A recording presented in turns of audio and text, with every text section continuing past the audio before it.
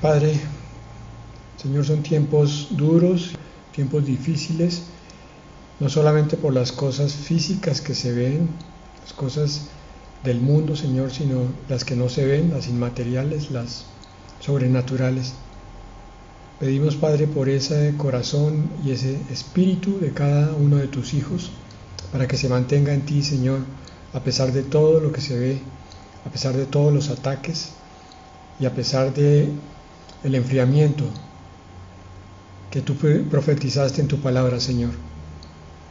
Haz que hoy tengamos ese corazón abierto para ti, corazón tierno, Señor, un corazón sensible, y que nuestros oídos estén atentos a toda tu advertencia y enseñanza, Señor, en el nombre de Jesús. Amén. Bien, vamos a ver hoy Proverbios 26. Este capítulo está dividido en 4 grandes temas. Se pueden agrupar los versículos de forma tal que surgen esos temas que les estoy diciendo. Sin embargo, hay un versículo que está aislado, que es el de Proverbios 26:2. Dice: gorrión sin rumbo, golondrina que revolotea, eso es la maldición sin causa, pues nunca llega. Ya nos acostumbramos a ver algunos versículos un poco difíciles de entender en primera instancia. Hay que meditarlos, hay que compararlos con otras Biblias, hay que pedirle al Espíritu Santo principalmente que nos aclare qué es lo que quiere decir. Este versículo, como lo estoy leyendo en la Reina Valera contemporánea, es para fijarse uno en la parte final, la maldición sin causa que nunca llega. Entonces, para que podamos entender el mensaje, nos compara con 2 aves pequeñas que revolotean sin rumbo aparente. El sentido de este versículo es que cualquier cosa que nos esté pasando, especialmente con carga negativa como una maldición, todo tiene una explicación en nuestra vida reciente o anterior. Por aquello de la ley, la que yo llamo ley, que no lo es bíblicamente hablando, pero es tan fuerte que es como si fuera precisamente eso, una ley de la siembra y la cosecha. Entonces, las cosas negativas que vienen a nuestra vida no vienen porque sí. La mayoría de ellas tienen un propósito, y es el de disciplinarnos por algo del pasado. Algunas de las cosas que llamamos maldiciones no tienen esa explicación, y ese sentido lo encontramos en esa ocasión en que el Señor Jesucristo iba caminando con los discípulos. Encontraron un ciego y uno de los discípulos pregunta: ¿y este por causa de quién es ciego? ¿Por los pecados de él o los de sus padres? Y el Señor Jesucristo les dice: no, ni por los pecados de él ni por los de sus padres, sino para que se manifieste la gloria de Dios. Ese ciego había venido a la tierra para cumplir una misión pasados varios años, que era la de que cuando pasara el Señor Jesucristo le diera la vista, para la gloria de Dios. En ese caso, pues no había ninguna consecuencia de ninguna maldición, pero eso no nos quita la importancia de entender que muchas de las consecuencias de nuestros pecados pasados nos persiguen ahora, porque el Señor nos perdonó esos pecados, pero las consecuencias siguen ahí. Esa es la maldición sin causa que nunca llega. O sea, no existe una maldición sin causa, es lo que quiere decir ese versículo.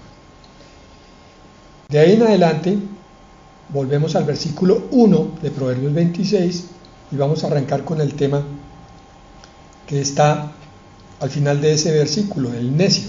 Pero antes consideremos lo siguiente. El necio sabemos que es la persona que no busca a Dios ni a sus cosas. Con esa definición podemos entender que a veces nosotros obramos como necios, es decir, a veces no buscamos a Dios y sus cosas, pero que tenemos que tener entendimiento sobre una verdad que esa sí es ley. Necesitamos al Señor. Y no solo eso. Sí, yo necesito a Dios, claro. Muchos creyentes van a decir que sí. Y muchos incrédulos también, incrédulos en la palabra de la Biblia. Pero van a decir, sí, yo necesito a Dios, claro. Pero lo que necesitamos es también mantenernos unidos a ese Dios. Hace media hora estaba viendo por encima una prédica de un pastor que se llama Gary Lee. Gary Lee. Es un pastor norteamericano de ascendencia puertorriqueña y con raíces judías, pero es puramente cristiano. Y él vive estudiando todas las noticias y las toma y las interpreta a la luz de la palabra. Y el tema de esta noche era el de la gran apostasía que viene. Digo que viene porque es una profecía que todavía no se ha cumplido a cabalidad. Ustedes saben que la apostasía es la separación de las raíces cristianas. Es decir, alguien que las tenía empieza a alejarse. Entonces, vamos a ver la gran apostasía durante la tribulación. Digo, vamos a ver, figurativamente, la iglesia no va a estar ahí.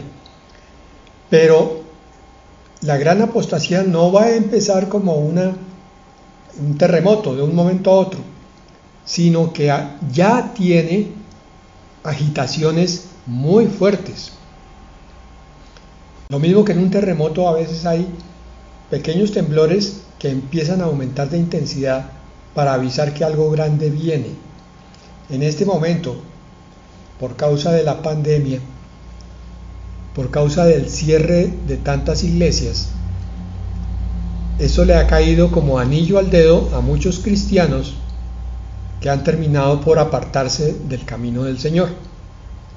Se han convertido en cristianos de casa, pero no en el sentido de que se congreguen ni siquiera virtualmente, sino que han creído que es suficiente con el hecho de que ellos busquen y lean un devocional o un librito cristiano y de vez en cuando la palabra y de vez en cuando oran. No es suficiente, hermanos.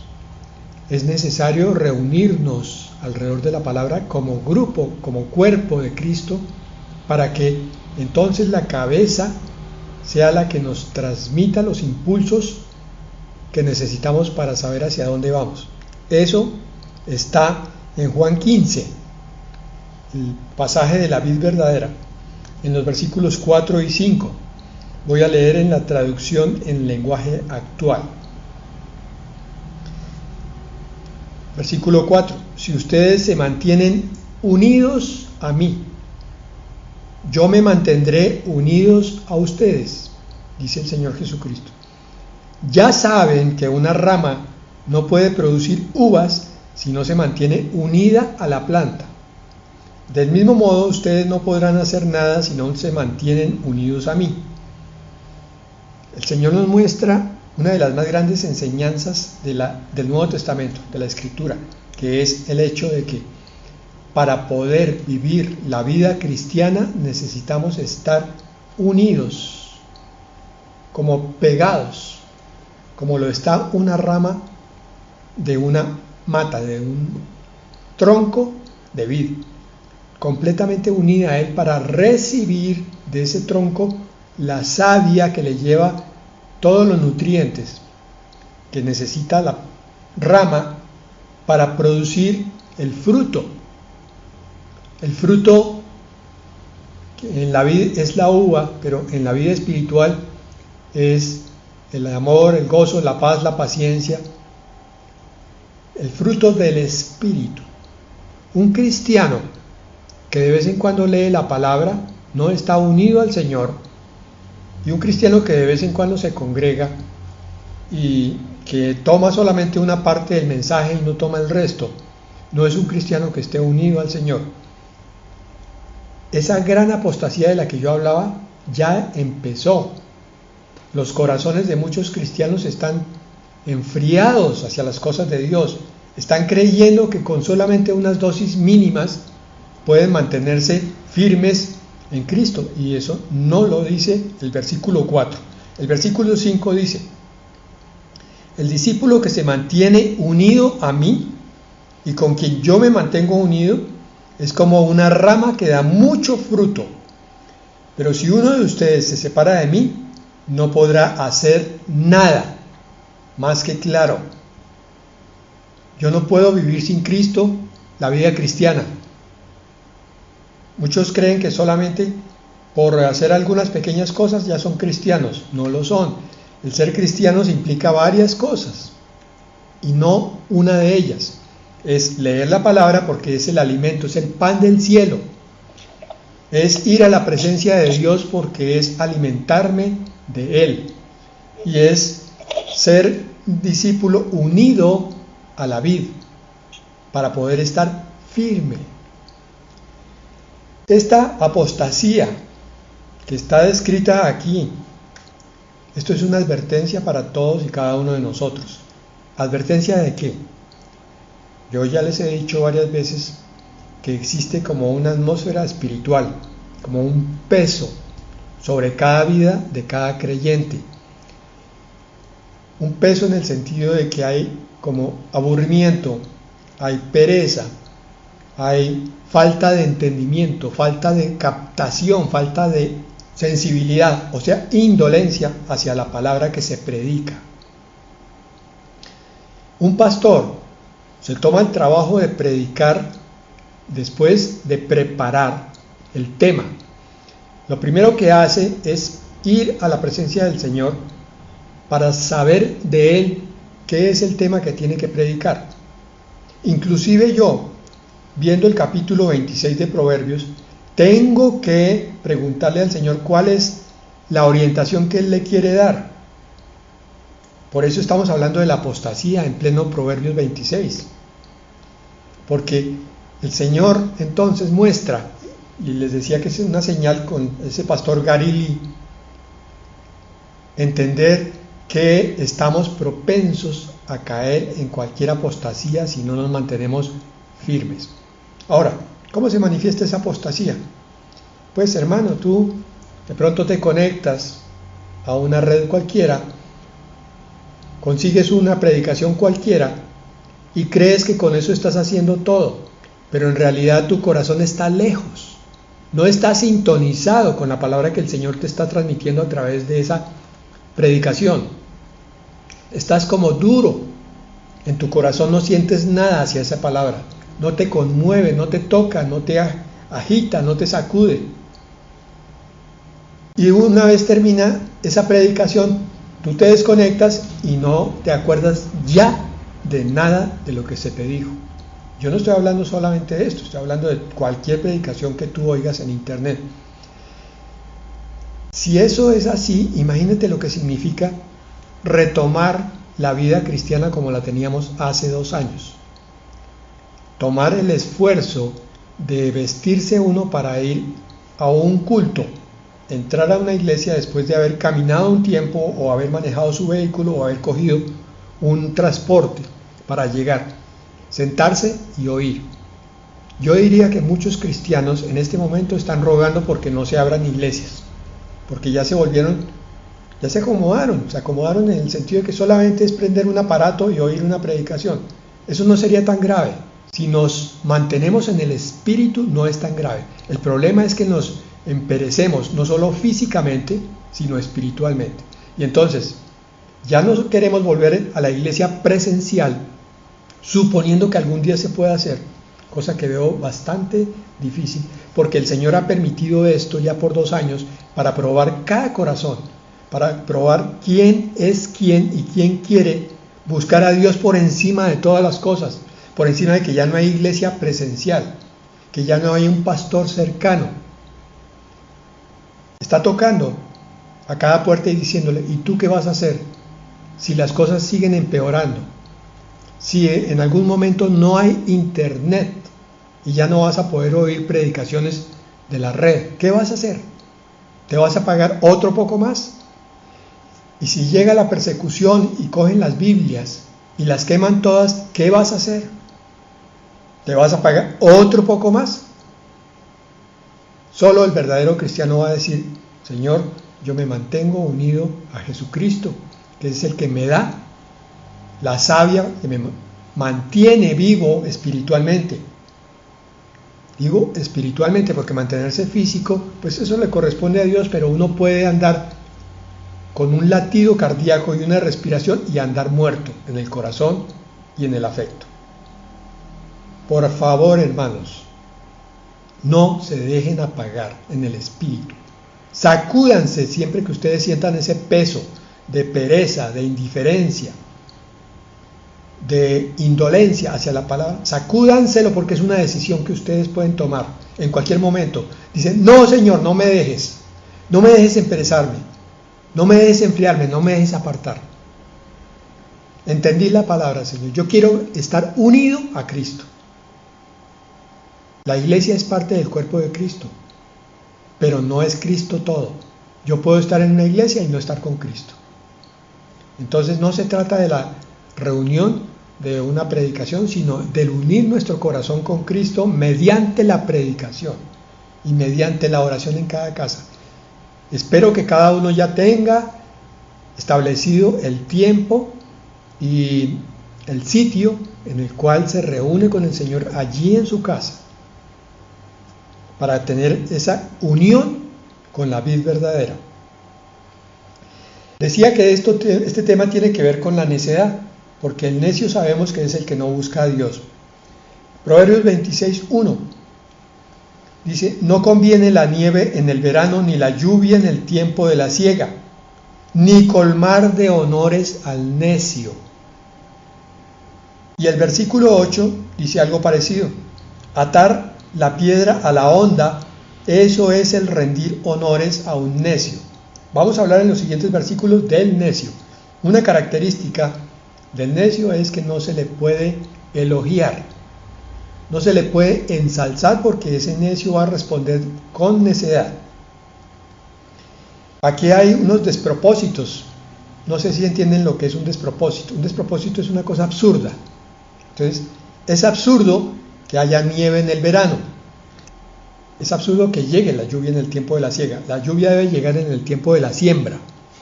Pero cuando se va a cosechar, lo mejor es que haya buen tiempo.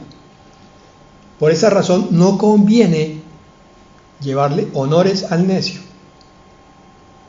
¿Por qué? Primera de Corintios 1, 30 al 31. Por medio de él, ustedes pertenecen a Jesucristo, quien se ha convertido en la sabiduría de Dios para nosotros. Ya empezó este versículo mostrándonos una parte importante. La sabiduría no es el libro de Proverbios. Yo puedo tomar el libro de Proverbios y aprendérmelo de memoria y no ser sabio, solo si creo que es la palabra de Dios y que Cristo es el verbo, o sea, la palabra de Dios. Por eso, ustedes pertenecen a Jesucristo, quien se ha convertido en la sabiduría de Dios para nosotros. Quiere decir que no importa cuánto estudies el libro de Proverbios, si no tienes a Jesucristo en tu corazón, no serás sabio. El requisito para la sabiduría bíblica es Cristo morando y viviendo en tu corazón. ¿Y cómo vive Cristo? Cuando tú lo buscas, cuando tú hablas con Él, cuando leyendo la palabra le preguntas qué es lo que Él quiere enseñarte con eso. ¿Qué querrá enseñarte el Señor en este momento? Primero, a no ser necio, o sea, a ser sabio bíblicamente, o sea, a buscar a Dios. Continúa ese versículo 30. Por medio de Cristo, Dios nos aprueba, nos libra del pecado y nos santifica. Tres cosas valiosísimas allí. No somos aprobados por nuestros méritos, sino por Cristo. Me encanta esta versión, Palabra de Dios para Todos. Dice, por medio de Cristo, Dios nos aprueba. Entre más grande es Cristo en tu corazón, más aprobación tienes del Padre. Dicho al contrario, entre menos Cristo hay en tu vida, ¿me estás oyendo? Menos aprobación tienes de Dios. Ya lo estábamos diciendo arriba, en la vid verdadera. Segundo, nos libra del pecado. Sí, ya sé, pastor, Cristo me salvó. No solo eso, hermano, sino de todos tus pecados presentes y futuros. también del pasado. Significa, por ejemplo, que si tú tienes un pensamiento no puro, que viene y se repite, no necesitas ir a un cirujano a que te castre. Perdón que lo diga así tan feo, pero es que a veces la gente piensa que es metiéndose en un convento que van a ser purificados de los malos pensamientos. No, la purificación se produce porque Cristo está creciendo en tu corazón, está grande en tu corazón. Cristo se encarga desde dentro de tu corazón de sacar el mal pensamiento. Tú lo único que necesitas es buscar que Cristo crezca cada vez más. Mejor, que tú crezcas a la medida de Cristo. Y nos santifica. Pero pastor, usted había dicho que es el Espíritu Santo. Hermano, ya llevas tiempo, ya sabes que el Espíritu Santo y Cristo son la misma persona. Entonces da lo mismo citar a uno que citar al otro. Dice aquí, nos santifica. Cristo o el Espíritu Santo es el que te da a ti más nobleza, más capacidad de perdón, más comprensión de la palabra, más paciencia, todo el fruto del Espíritu cuando tú se lo pides y lo buscas abiertamente. Señor, dame más paciencia, Padre. Señor, dame más fe. Señor, dame más autocontrol. Sé que estás dentro de mí, Señor. Tú lo puedes hacer en un instante cuando yo me abra completamente a ti. Y versículo 31. Así como está escrito, si alguien alaba algo, que alabe lo que el Señor ha hecho. Entonces, este pasaje de 1 Corintios 30 al 31 nos está mostrando algo que ya habíamos visto en días pasados, que los únicos elogios que se deben hacer es hacia el Señor, las únicas alabanzas. De vez en cuando se puede hacer un elogio a otro ser humano, pero con sabiduría, para que no se vaya a enredar en la trampa de la vanagloria. Y habíamos dicho también la vez pasada que si alguien te alaba a ti, sepas ponerle freno a esa vanagloria que viene detrás de la alabanza. Por esa razón no se le deben dar honores al necio. Imagínate, si nosotros como cristianos no recibimos bien la alabanza porque caemos fácilmente en la trampa, ¿qué será un necio? Entonces, una de las cosas que tenemos que aprender es a refrenar nuestra boca cuando llegamos a elogiar demasiado a otras personas. Versículo 3. Para el caballo, el látigo, para el asno, el freno, para la espalda del necio, la vara. Nos está hablando de la ley de la siembra y la cosecha, una vez más. No es que tú necesites castigar al necio, sino que el necio es castigado por su propia vida, por la forma como la lleva. Ya habíamos visto el 4 y el 5. Nunca respondas al necio con necedades para que no resultes ser otro necio.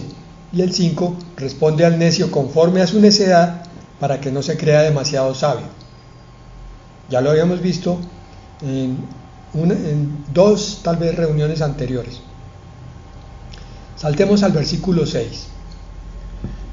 Recurrir a un necio como mensajero es lo mismo que amputarse los pies, es arriesgarse a pasar un trago amargo. Un necio, como no busca de Dios, no necesita, dice él, cumplirle a nadie, por tanto puede hacer las cosas como él se le da la gana y suele hacerlas bastante mal. Por eso cuando yo confío en alguien que no cree en Dios, el que está cometiendo el primer error soy yo. Por eso dice la palabra que es absurdo confiar en el corazón del hombre. Y el versículo 10 dice lo mismo, arquero que a todo el mundo hiere, eso es quien emplea a necios y vagabundos. Entonces, mira, estas son una serie de consejos para la vida práctica y también para la vida profunda. En la vida práctica, cuando tú tengas un problema en tu casa y necesites contratar a alguien, fíjate bien a quién contratas. Cuando vas a hacer una diligencia, a veces hay necesidad de recurrir a un incrédulo, claro que sí. Pero uno puede de todas maneras mirar con discernimiento, basándose en esta palabra, la clase de persona que es. Si yo veo que tengo una persona al frente que ya me ha dado muestras de que no es confiable, me ha dado muestras de que toma decisiones incorrectas, imprudentes, poco sabias, pues yo tengo que pensar que cualquier negocio a largo plazo que yo haga con ella puede ser un dolor de cabeza para mí. Es lo que están diciendo estos dos versículos. En la Reina Valera contemporánea, en Éxodo 18:21, dice: además, escoge de entre el pueblo algunos hombres respetables y temerosos de Dios, confiables y nada ambiciosos, y ponlos al frente de grupos de 1,000, 50 y 10 personas. Este versículo se refiere a un consejo que le dio el suegro de Moisés, Yetro, a Moisés para que gobernara el pueblo tan grande que el Señor le había encomendado. El suegro entonces le dice: mira, llama a líderes, a quien tú les veas ciertas características. Primero, que sean respetables. Segundo, que sean temerosos de Dios. Imprescindible eso. Por tanto, confiables y que no sean ambiciosos. Y a esos los vas a poner para que dirijan entonces grupos más pequeños. El más confiable, el más respetuoso de Dios, lo pones en grupos de 1,000. El otro, el que sigue en esa calidad, en esa graduación, que no es tan confiable, pero todavía sigue siendo, lo pongo en grupos de 100, y así sucesivamente. Podrás entonces gobernar al pueblo. Eso es lo que todo padre de familia busca entre sus hijos. Hijos confiables que le ayuden a resolver ciertos problemas que se presentan. Por ejemplo, que hay que ir a hacer una vuelta en el acueducto, que hay que pagar un recibo, que hay que hablar con el vecino.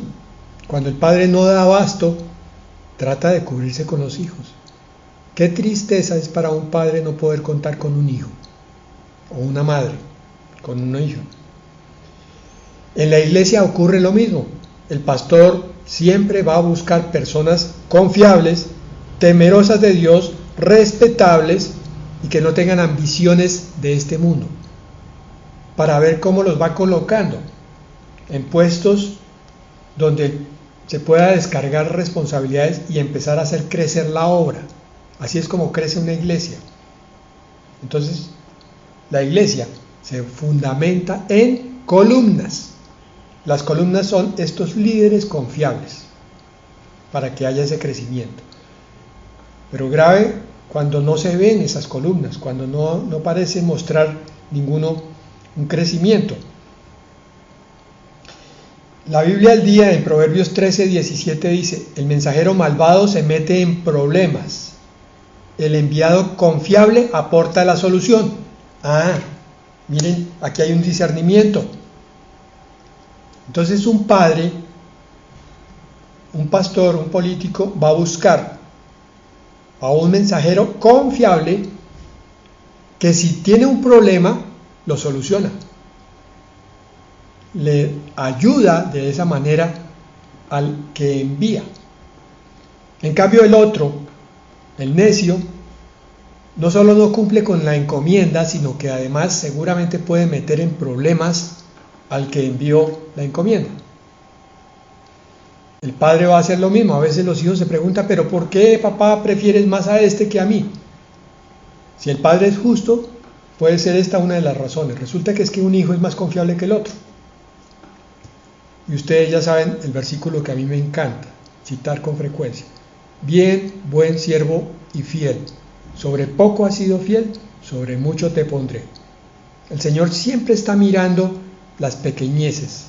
Qué tan cumplido eres, qué tan puntual, cómo haces tus tareas, si estás respondiendo a lo que el pastor te pide o no te pide, si muestras que estás creciendo en la palabra, si se ve que tú estás investigando por tu cuenta, se ve que tú estás en comunión con el Señor porque tu brillo espiritual está aumentando.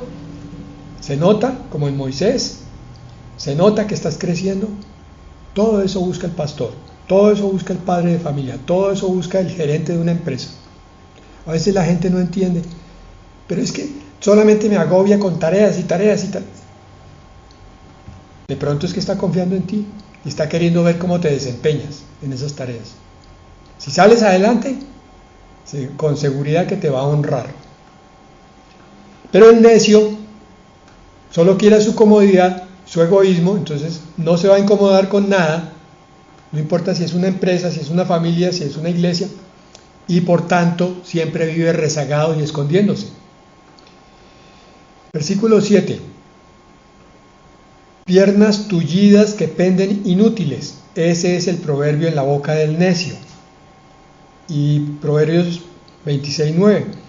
Espina clavada en la mano del borracho. Ese es el proverbio en labios del necio. Estos son también proverbios con despropósito, con cosas absurdas. Imagínense, unas piernas incapacitadas, que no se pueden mover, y una espina clavada en la mano de un borracho. ¿Por qué? Es que el borracho es incapaz de sacarse la espina, no va a poder. ¿Eso qué quiere decir? Está hablando de proverbios, está hablando de los dichos del necio.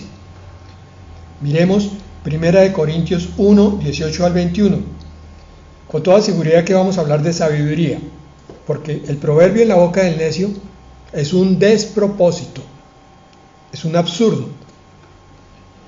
1 Corintios 1, 18 dice: el mensaje de la cruz parece una tontería para aquellos que están perdidos. Muy claro. El que no mira su salvación, el que no cree en la vida eterna, piensa que el evangelio es una tontería, es una pérdida de tiempo, es una serie de cosas absurdas. Esto va para el incrédulo y seguramente para algunos que están en las iglesias, simpatizantes solamente. Pero para los que estamos siendo salvados es poder de Dios. ¿Cómo quisiera que llegara esa palabra derecho a su espíritu, hermanos? El evangelio es poder de Dios. No son palabras solamente, es poder para tu vida. Cada predicación es algo de la fuerza de Dios que te levanta, que te cambia, te transforma, te abre horizontes, te muestra cosas que no conocías. Por tanto, debe hacerte nuevo. No hay tal como que el evangelio se predique y la gente siga igual por meses y años. No puede caber esa posibilidad. Si alguien no está siendo transformado por la palabra de Dios, es que no está oyendo el evangelio de Dios. Está diciendo, eso es tontería.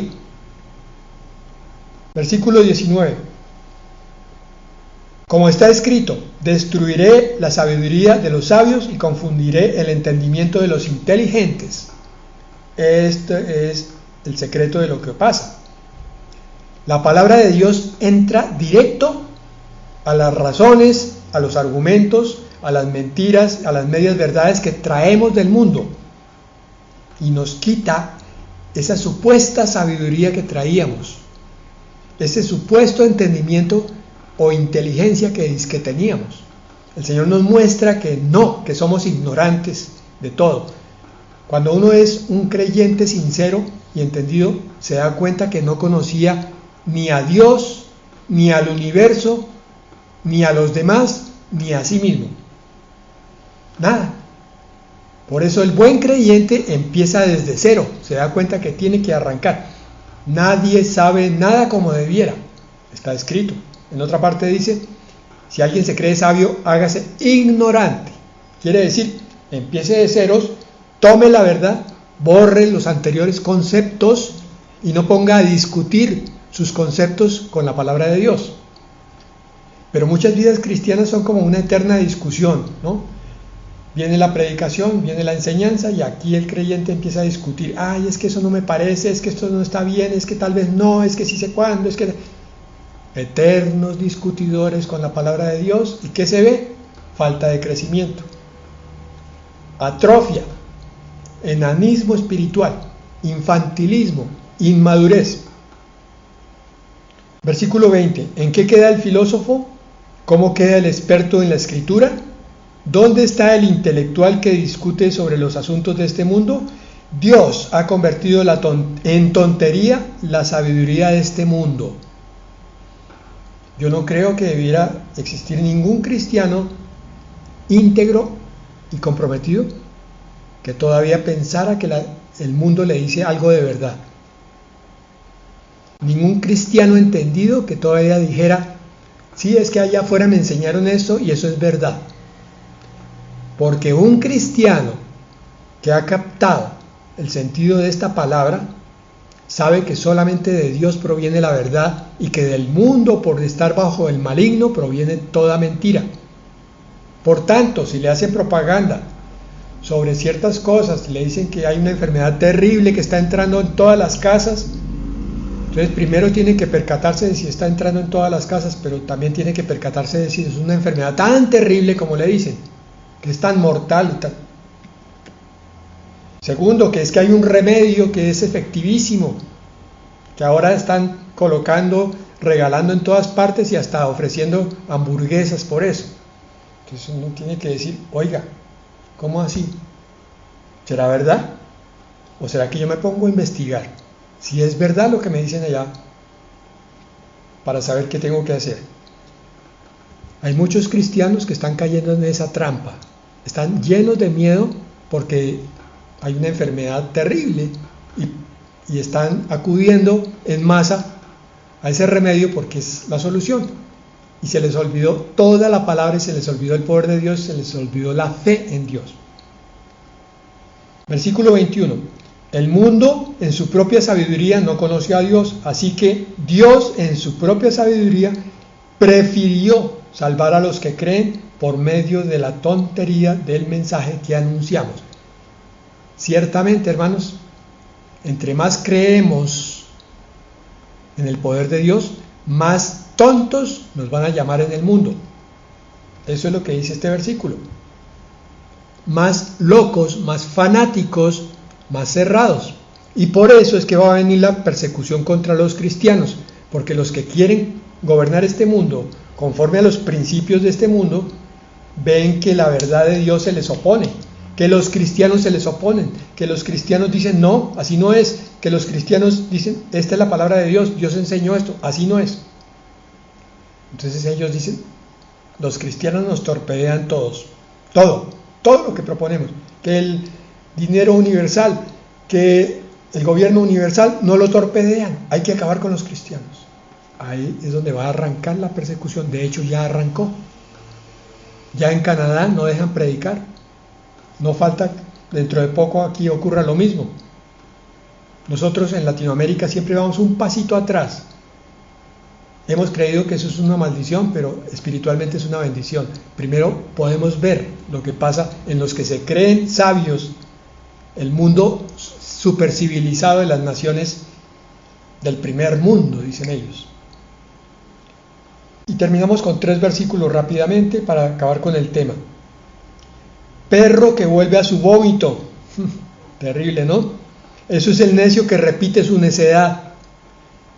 Yo lo llamo coloquialmente la persona que mete la patica en el mismo hueco una y otra y otra y otra vez. Es un necio. Siempre le han salido mal las cosas, pero no importa, vuelve e insiste. Versículo 12. ¿Has visto gente sabia en su propia opinión? Más esperanza tiene el necio que esa gente. ¿Cuál esperanza tiene el necio? Ninguna, pero imagínate, entonces la gente que se cree sabia no ha leído la palabra que acabo de citar. El que se cree sabio, hágase ignorante, dice la Escritura, y yo lo creo, por tanto, sé que nada sé. Y el versículo 17, que parece no tener la palabra necio por ninguna parte, pero la implicación es la misma. Dejarse llevar del enojo en un pleito ajeno es como querer sujetar a un perro por las orejas. Otro despropósito. Cuando yo quiero agarrar a un perro por las orejas me va a morder. Lo mismo pasa aquí. Si yo veo una pelea ajena, tengo que saber en qué momento me meto. Por ejemplo, ¿quién se puede meter? 2 hermanos cristianos están peleando en la iglesia, el pastor los manda a callar a ambos. Bueno, porque tiene la autoridad. Pero si ese mismo pastor va por la calle y ve a un marido y a una esposa peleando, ese pastor muy seguramente no se debe meter. Puede que se meta si hay amenaza física de una persona, pero de hecho no se debe meter, porque las peleas de pareja suelen ser de tal manera que cualquier intruso inmediatamente se convierte en el objeto de la pelea. Esas son cosas que se aprenden un poco con la experiencia y muchísimo con el entendimiento de esto. Bueno, resumiendo, hermanos, hoy tenemos del Señor una invitación a dejar cualquier necedad que hayamos manifestado en cualquier momento de nuestras vidas. Y tenemos que confesar, como lo dije al principio, que a veces somos necios, todos. Nos olvidamos de la sabiduría de Dios y entonces nos seguimos por nuestros propios pensamientos y criterios, y ahí es donde viene la necedad. Pero la principal necedad que debemos evitar es el apartarnos de Dios. Es tiempo de buscar y buscar. Pastor, pero es que usted vive diciendo desde cuándo que el Señor ya viene y que ya viene y no ha venido. Hermano, ¿y tú sí sabes cuándo es que Él viene? ¿Qué tal que venga esta noche? ¿Qué tal que venga dentro de 8 días? Y tú, por decir que es que yo me la paso repitiendo que el Señor viene y que ya no me crees, entonces tú te crees. Bueno, ¿quieres ser necio? O sea, si eres sabio, vas a estar preparándote cada día con sobriedad, con sabiduría, con estudio, con compromiso, con búsqueda de Dios, para estar con el vestido limpio para cuando el Señor venga por ti. Porque Él no viene sino por esa iglesia limpia, santa. Jesucristo dentro de ti es el que te santifica. Búscalo. Abre tu pecho. Yo lo hago. No físicamente, pero sí espiritualmente. Hago el ejercicio como si tuviera una puerta aquí en mi pecho y la abro. Cuando estoy orando, Señor, tú que estás en mi corazón, empiezo a hablar contigo. Estás tan cerca de mí, que no te pido que no me dejes, Señor. Te pido que me alimentes con tu savia espiritual y que me mantengas completamente unido a ti. Que no empiece yo, Señor, a hacer las tonterías y las necesidades de leer la palabra de Dios sin estar contigo, sin estar unido a ti. Que no empiece, Señor, a creer que estoy orando y estoy separado de ti. Que no empiece, Señor, a congregarme virtualmente, a oír tu palabra y a estar pensando en otras cosas para no estar unido contigo. Señor, evita en nosotros esa necedad que se da tan frecuentemente. Necesitamos ser conscientes, Señor, que tú nos buscas con celo, que tú nos anhelas cada momento de nuestra vida. Haz, Señor, que nuestro tiempo sea productivo para ti. Haz, Señor, que tengamos una pequeña rutina o disciplina de cada día donde abramos nuestra escritura y sepamos que tú nos estás hablando. Que busquemos el rincón de oración, Señor, y sepamos que tu presencia está ahí. Que sepamos que tú eres un Dios que va con nosotros a todas partes, Señor, y que tú estás mirando todo lo que hacemos. Que nos anhela, Señor, con ese amor tan ferviente que tú tienes por nosotros. Haz, Señor, que tu amor en nosotros produzca también el mismo amor de nosotros hacia ti. Que estemos enamorados, Señor. Que estemos necesitados de buscarte, de acercarnos cada vez más, de conocer tus cosas, de sentirnos en el Espíritu, de salir de esta rutina de soledad, de frustración, de vacío y meternos, Señor, dentro de la otra disciplina, la del santo, la del que disfruta tu presencia, la del que goza con tu palabra, la del que siente comunión cuando tú estás, Señor, hablándonos. Padre bendito, te pido por cada uno de los que están aquí, de los que oye esta palabra, coloca tu Espíritu, Señor, con fuego en nosotros. En el nombre de Jesús. Amén.